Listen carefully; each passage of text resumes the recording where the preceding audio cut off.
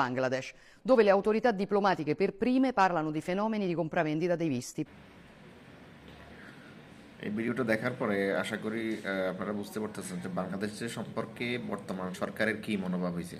বাংলাদেশিরা আপনার অর্থের বিনিময়ে ভিসার কেনা বেচা করে। বাংলাদেশিরা আপনার এদেশে গত কয়েক বছরে বাংলাদেশিরা অবৈধভাবে আসার তালিকায় এবং কি বৈধভাবে আসার তালিকায় বাংলাদেশের এদেশে ভিসার ব্যবসা করে এবং বাংলাদেশিরা আপনার এইটার তালিকায় সবচেয়ে উপরে আছে।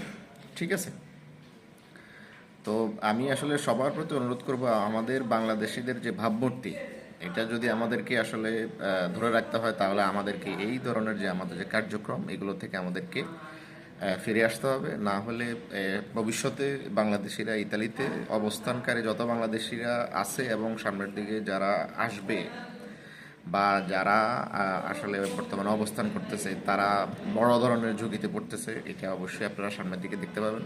আমি সবার প্রতি অনুরোধ করব যে আমাদের দেশের ভাবমূর্তি ধরে রাখার দায়িত্ব আমাদেরই।